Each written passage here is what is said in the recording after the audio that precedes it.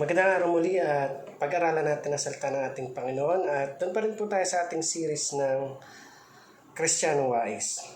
So, ang topic natin ngayon, ikot pa rin tayo doon sa Proverbs o sa Kawikaan 29 verse 18.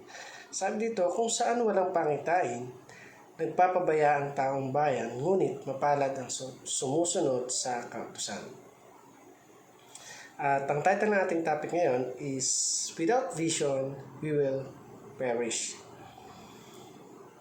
Sa buhay natin bilang mga Kristiyano, alam natin na talagang kailangan natin ng may patutunguhan yung buhay natin o yung vision na tinatawag. At hindi natin makukuha yung vision, hindi natin malalaman ito kung hindi tayo magbabasa ng salita ng ating Panginoon. At tunay nga na, sabi nga, ang mga tao kapag walang mga bagay na nararanasan, nagiging complacent at yung nagpapabaya sila. At sabi nga doon, ang taong bayan, ngunit mapalad ang sumusunod sa kautusan. Yung tipong binibigyang halaga niya yung bawat araw na dumaraan sa kanya dahil alam niya na mahalaga yung bawat araw sa piling ng ating Panginoon. At para po sa ating katuruan ngayon, sabi doon sa una, without vision, we are lost. So, kagaya ng isang pastol o ng isang pastor ng mga tupa,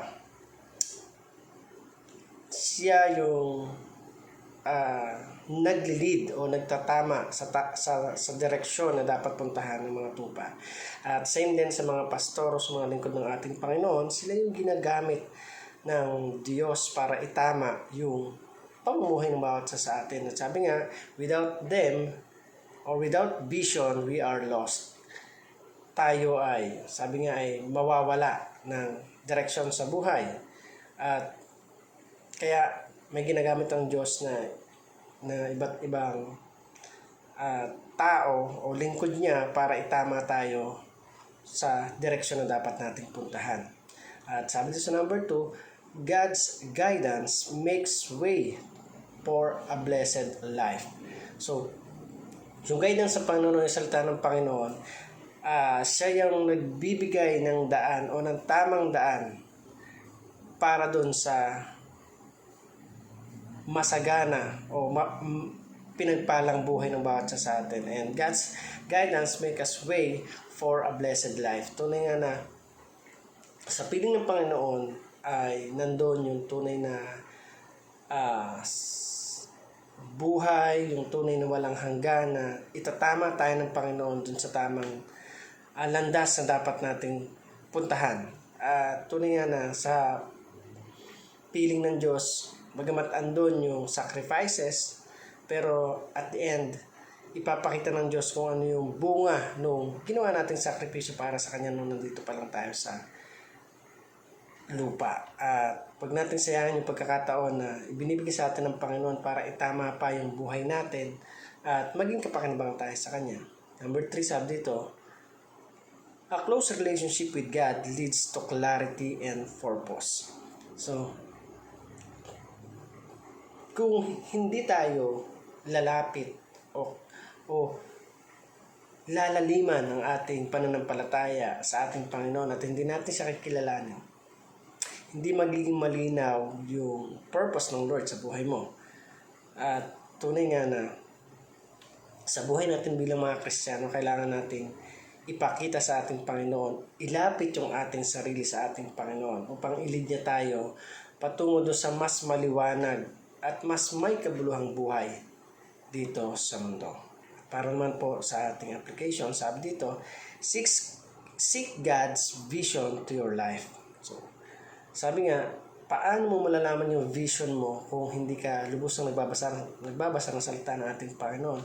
Paano ka ililid ng Panginoon at paano ka lalago sa ating Panginoon kung hindi tayo nagbabasa ng kanyang mga salita? At paano mo malalaman yung vision mo? Kasi yung Bible, siya yung naglilid sa atin, nagtuturo sa atin kung ano yung talaga bang calling ng Panginoon sa buhay ng bawat isa.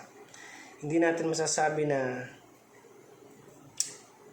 nakikita natin yung vision kung hindi natin binabasa yung salita ng Panginoon, sapagkat yan yung maglilid sa atin patungo doon sa magandang buhay na ibibigay ng Diyos pagkatapos dito sa mundo.